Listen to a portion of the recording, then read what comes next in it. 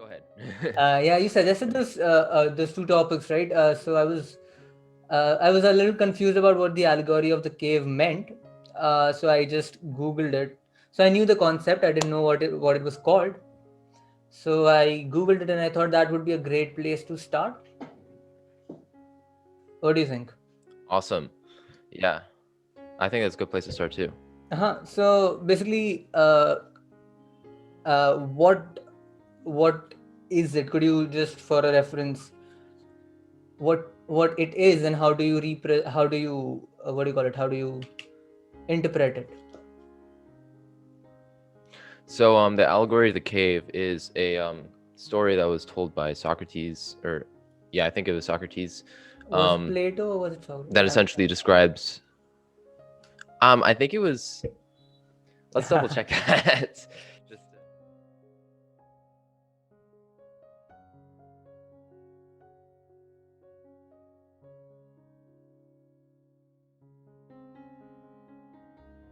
Basically, it describes a prisoner inside a cave, locked in with other prisoners, completely oblivious to the outside world. Um, until one day their chains are essentially loosened or one of the prisoners' chains is essentially loosened, and he's able to escape the cave and see that essentially greater reality is much larger than just the cave, and it really completely changes his perception of reality and kind of what is true, I guess. And the whole idea is like this freed prisoner tries to go back and tries to free the other prisoners necessarily, like to convince them that there's a greater world.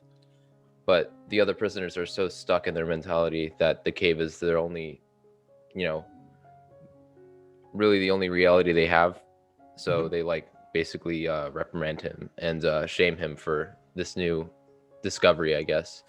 Um, and the whole idea is like the people in the cave have like shadow puppets that keep them entertained and keep them sort of convinced that the cave is the real world. And I think like this story is extremely significant because like I think it's had like probably the most impact on Western storytelling and also sort of how we conceptualize truth, because we sort of put truth on a hierarchy, right, of like most true to least true. And Mhm.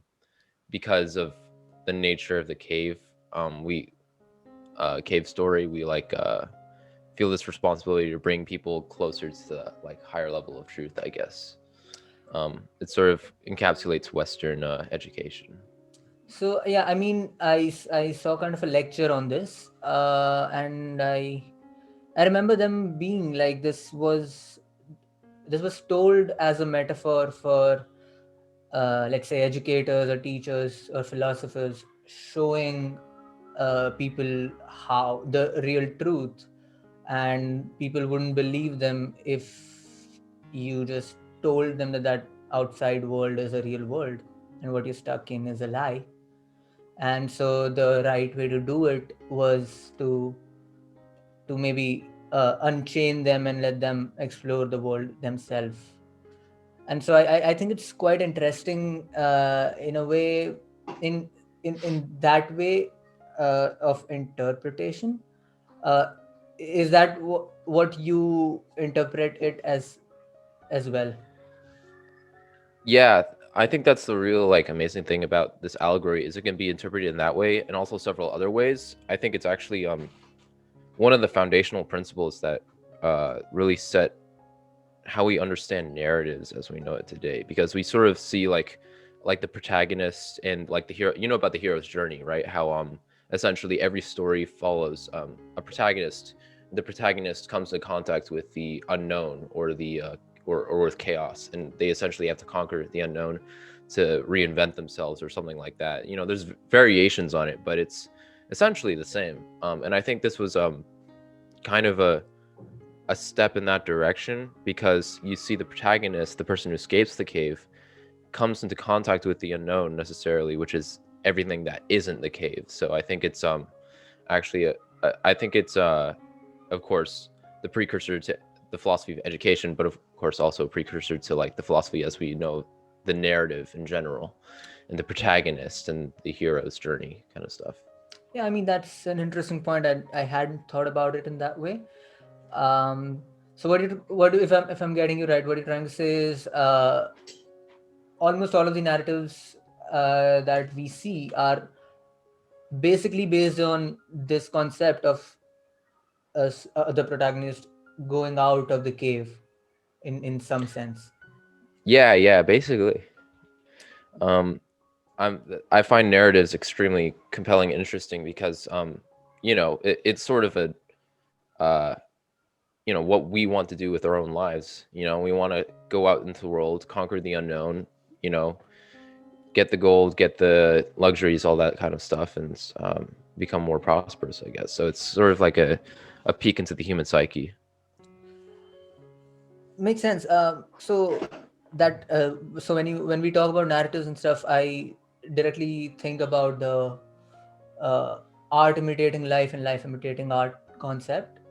So when you say that it tells us all a whole lot about what we aspire and all of that, I tend to think that when you tell a story or when you write a story, you kind of create an imaginary world that draws from the real world with your desires and your aspirations added to it. Yeah, basically. I mean, there's also like an escapism element to it. There's this whole idea of like, you want to be transported to another world where everything is conquerable or something like that, or there's like a real interesting twist on it. I don't know. I just find the idea of like fiction merging with reality very interesting as well. Yeah, that is really interesting. So then, moving on to the other interpretation of it, the way it tells you that what you know might not be the truth, however adamant you might be about it. What you know to be the truth might very simply be a reflection of a shadow that you're seeing and not the entire truth. That brings the entire concept of philosophy.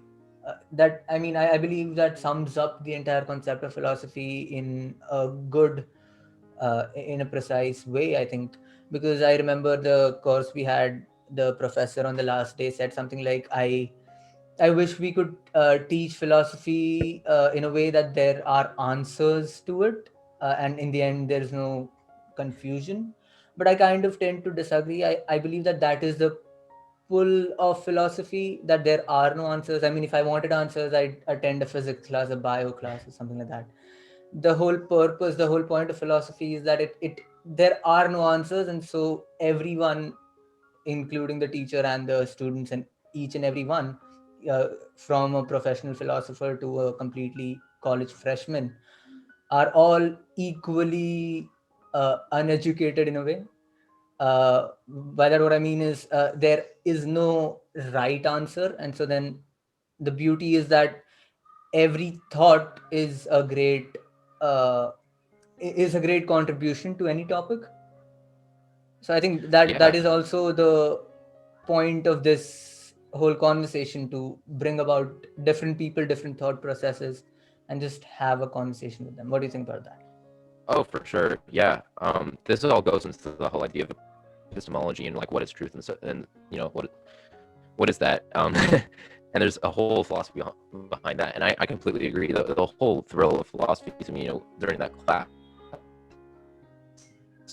wasn't that like there was and to go. It's that we have to argue for our perspective and our version of truth. And there's different takes on what truth is. Some philosophers think there is no truth, and some philosophers take the cave interpretation that's like the physical, what lies beyond our physical reality is true, or maybe we're all falling for the shadow puppets inside the cave, and we all don't know anything about the world. Yeah, it's really interesting. I don't know if I have a firm stance on epistemological matters, but I definitely think it would be way more boring if philosophy had a set of answers that you had to go with, and there was no discussion.